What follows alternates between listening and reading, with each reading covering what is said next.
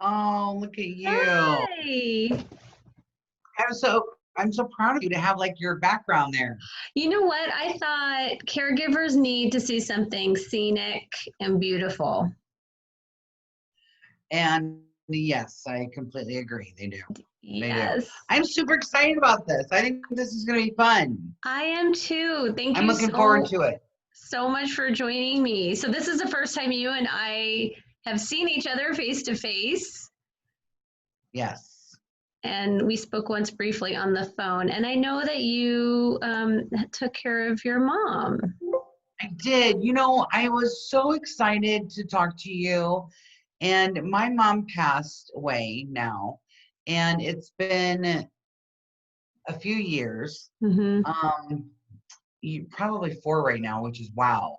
But I kind of went back and I thought a lot about what it was like for a caregiver and what that meant.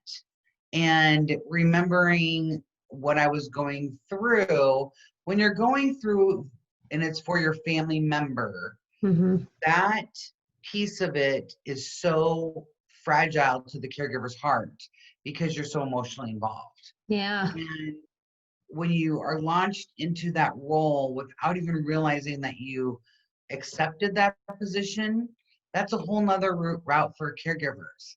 And then they sit there and my everybody would call me and friends would call and I would get text messages and it was, how are you doing? You know, which is great.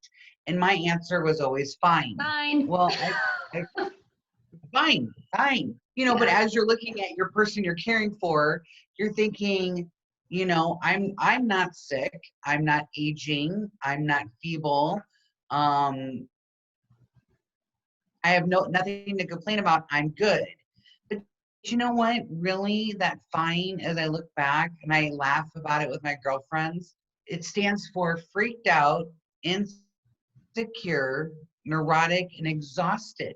Oh my And gosh, I I know that love there's that. caregivers, you know, it is because you don't realize how hard it is until you go home or you're checked out or you know that that person's okay. Because let's face it, there's a category of people that are caregivers because they've got empathy, compassion. And then Mm-hmm. there's a category of love for your family member. And that you can do this. You know, I was younger, I thought I can do this.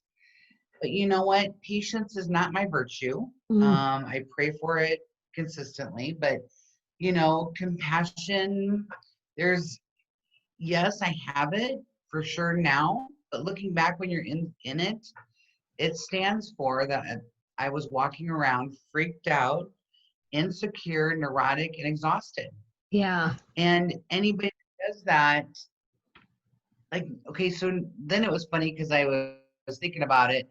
Neurotic behavior is an unconscious effort to handle that anxiety that you create being a caregiver, you know, assuming all of those are these cares being met and are you doing that job correctly and you know you're going through that mental checklist or your Right. regular checklist and you know there are heroes that don't get enough credit because you don't realize how difficult it is until you're after the fact. And this has taken me though, Michelle, years, and it changed my journey because I was working in a very fluffy, cushy position where it was for a local restaurant group who I just adore, Mm-hmm. and I had a great position there.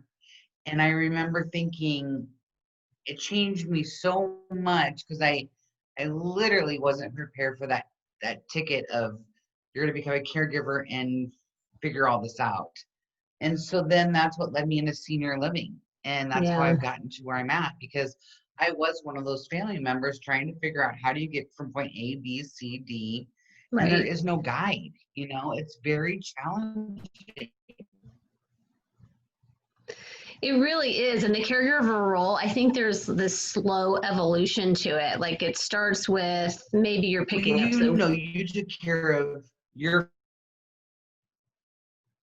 yes, I took care of both of my grandmothers over the course of 7 years. And so the caregiving role, there's an evolution to it and it's really subtle.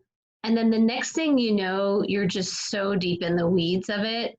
That was my experience. It starts with like, oh, I'm just going to pop in and check on you. Okay, now I'm going to like bring you groceries sometimes. And then it's like, okay, I'm going to bring you groceries and to check your meds. And it's just this slow little evolution. And I love that. It's not the fine definition that you give because it's such a quick, easy response. But we're not fine. Like, I'm No, not okay. no, big, Every time, big asterisks. yeah, every time the phone rang for 7 years, my heart was just in my throat, wondering, is this it? Are they okay? What now? you know, what's this day going to unfold? And I don't know about you, but it would never failed. It was like 8 o'clock on a Friday night was when we were discussing if we needed to do a hospital visit. Like it wasn't, Wednesday at 3. It was, No, it was no, no. always like put off until the hardest time when you knew you'd end up in an ER until like 2 a.m. So, yeah. And I don't know how other people feel, and I'm just loving to share my story. But for me, I just kept thinking, okay, God, you say you can only handle what you can give me, what I can Mm-hmm. take. Mm-hmm. And you look at the people that you're caring for, and you're trying to, not only their atmosphere, are they, and then you're trying to analyze. And this is so true with people with dementia as well, because they can't communicate. There's a rock in my shoe, so you're Right. literally going from trying to figure these things out. And I would leave, and even if I would go in, this sounds so silly, but I'm just going to tell you, Michelle, I would go into the bathroom Mm-hmm. to use the facility for myself, and I Mm-hmm. would sit in there. And then it was like, that was when I could remember to breathe at times. And it was like, I can't even remember, am I breathing? Did I Right. eat? Did I, and all these things, and you can tell now I eat and I'm just fine. But all these things when you're in the moment are so hard. And to call another person and to be able to reach out and to communicate. And then, so going back just a little bit, communication is so important between who you're caring for and the caregiver. Yeah. I think my generation, we're scared to ask those tough questions. What do you want? What are your wishes? How, Right. getting that information is so important. Um, when they can when that person needs it, they need to be able to tell you. Communication, and then communication from the caregiver to resources, to reaching out to other caregivers, to call and say, I am so confused. There was a line from Steel Magnolias, and I remember this gentleman was so confused he didn't know whether to wind his butt or scratch his watch. Yeah. And I walk around and I'm like, did I do this? That reaching out to your friends and saying, you know what, I'm not fine, even though you're not the one that is needing the assistance, you need it mentally more than you know. Yeah. And that is so important. And then someone who's been down that road that can help and say, I understand. And, did you eat today? Mm-hmm. If you eat and sleep, you're going to feel better. Try to write things down so it's not floating around in your brain to Right. remember, because that's causing so much anxiety. It's the little tips for these caregivers to sit and breathe and laugh and try to laugh. you Yes. know whoever you're whoever you're caring for, they need to laugh as well. Right. So do it together. Those are really important, I think. Yeah. So, but it's the heroes that don't get to speak that caregiving is very hard. And you look up even the definition of caregiving, and it's like an unpaid or paid, uneducated, blah, blah, blah. And I'm like, there's not enough words to describe what caregivers do, Right. but they're definitely need to have that encouragement from other caregivers as well. There's 65 million people acting as unpaid caregivers in our country. It's incredible. 65 million people. And like I said, I think a lot of people don't identify as a caregiver. They're just helping out their family member. But then it's this slow evolution into more and more responsibility. I love what you said about having the hard conversations, because I think sometimes it's hard to know what questions to ask, and then have the courage to do it. I had like a binder where I tried to take notes on things too, just like a central location for information, because it never failed that you needed to have this med list printed, or I don't know, when was the last time they XYZ. So it's nice to have it all in a central location. And writing it down and I'm usually fly by the seat of my pants, but Michelle, you're completely right. Write everything down. I mean, even to the bitter end, I wrote things down, and because it's very mentally draining. But communication, I've spoken to a couple geriatric physicians, and the hardest part with them is they want the kids to be able to have these conversations with their family members of their Right. wishes and their wills and their wants. Not just, how do you want to be cared for? How can you expect that? Those kind of things are really important. Was your mother like okay with having your help? Was that a battle between the two of you? Was she willing to let you help her out and step in? Yeah, her drop was very quickly. And then, and to the point where, yes, there was no choice. And at the time, and this is one of those things where I don't know why, but I've always said this is, our family, this is where we're going to be buried. This is what, but I knew her wish at the time. She was living in St. Louis, and I knew her wish was always to pass in Omaha. She was born in Omaha and passed away in Omaha. And right there, when the doctor's given us the news that this isn't going to be much longer, I booked a plane. I poor little savings account at the time. I booked a private plane and got her home. And meanwhile, I was setting up hospice as well. And I had her, then brought her from St. Louis to my home. Oh my And she goodness. was able to pass away in Omaha. Yeah. Wow. So, and reach out to, for me at the end, hospice is such a scary word for people that don't understand what it is. And I didn't at the time. And um, they were huge help to not only my mother, but to myself as the caregiver. You don't realize what a toll it takes when you're just around the clock 24/7. And, that RN comes in at the end, and she's looking at you like, I'm going to go ahead and take your blood pressure. And I'm like, I'm fine. I'm fine. Right. So there again, fine, that freaked out, insecure, neurotic, and exhausted. I was not fine. So those things too, what is out there, people don't know what it is. Please don't be afraid to ask. Just reach out and ask the questions. Did your mom know she was going on hospice? Because I think that's something that I'm hearing reoccurring with people is like, how do you have that parent or conversation with your parent? Because they're freaked out about the word too. You know what? honestly, at the time, and this is Michelle, that's a great question. At the time, I just did it.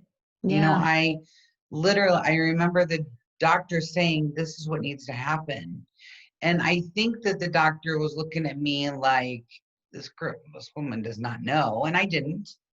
And I remember I had a great friend that flew in and had, the hospice set up, the bed was delivered, everything was done before I got home, and my whole front room of my home got turned into a Nursing home. beautiful bedroom. Mm. Yeah.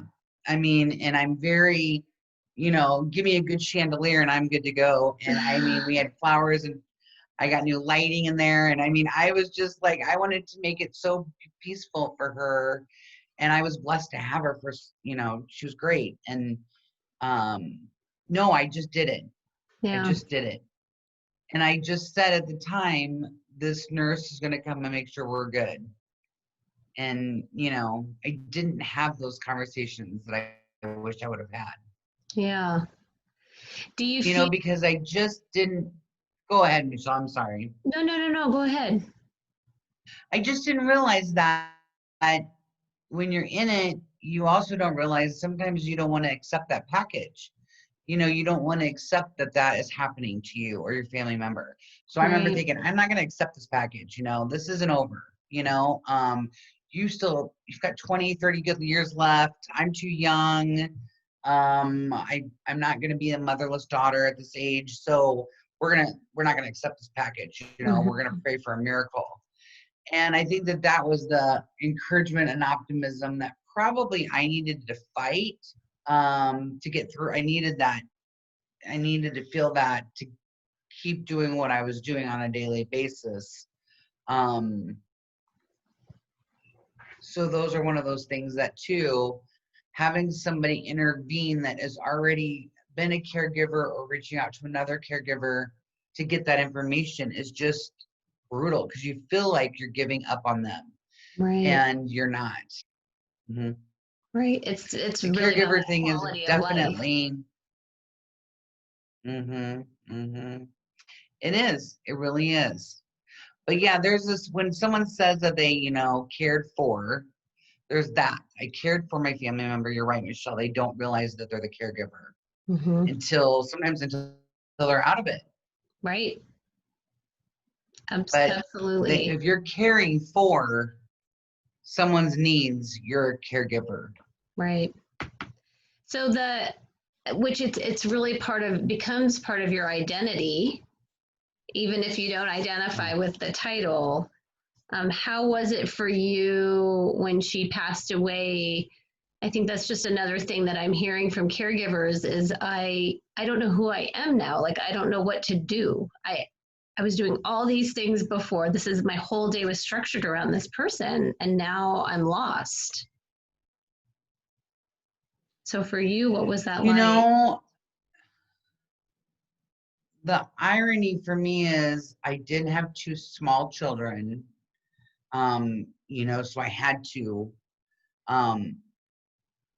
switch, but even then, it's just like remember when we were single, Michelle, and we got our first apartment, and all of a sudden you would talk to your friends, and it's like, what are you gonna do this weekend? I have to clean my apartment. Like that was the biggest thing of the weekend to get done. Yes. Besides going out with your friends and in the movies or whatever, and then you'd be like, oh my gosh, but I have to. It's gonna take me all day. Well, now it's one of those things that you've crammed so much into one day that when they're gone and then you're sitting there and it's the release of that anxiety of being fine. Mm-hmm. And then you go into this whole mode. I was depressed, but she was my mother. I was depressed. I was raw. And you still think about, did I write that down? And it's the oddest thing that it trickles through. And those things are really, you're right. It's pretty horrid afterwards trying to figure out what you're going to do. But again, I'm a laughter through tears emotion is my favorite. Mm-hmm. So if I can like laugh through the cries with the, you know, the loneliness, and did I do everything that I could have done to make it her transition as amazing as possible? And yeah, what am I going to do all day? That's a tough one. You Right. go through an identity crisis that you didn't even know you were doing. Right. I appreciate So you being willing to share this, because I think it's going to help other people, at least to hear other or have someone else hear, okay, this makes sense. This sort of validates how I'm feeling and why I'm feeling this way. I think it's, you know, we're kind of closeted and we tend to get in isolation as caregivers. And I think, you know, your bubble becomes smaller when you're taking care of somebody else, because the invitations stop coming, or people say, well, you know, she probably can't. And so I think it's so important that people are sharing their stories. And Heidi, I'm so grateful that you're willing to share with me. Michelle, I think it's an awesome thing that you're doing. Um, it really is. I think it's pretty amazing. It sounds really weird, but I'm proud of somebody that's standing up and saying caregivers need to hear this. So way to go, Michelle. Oh, thank you so much. Well, I'm gonna get this posted out to YouTube, and we'll just start spreading the word. All right, honey. All right, Well, thank good you. luck. Let me know if you need anything. I will. Bye-bye. Talk to you later. Bye. Bye.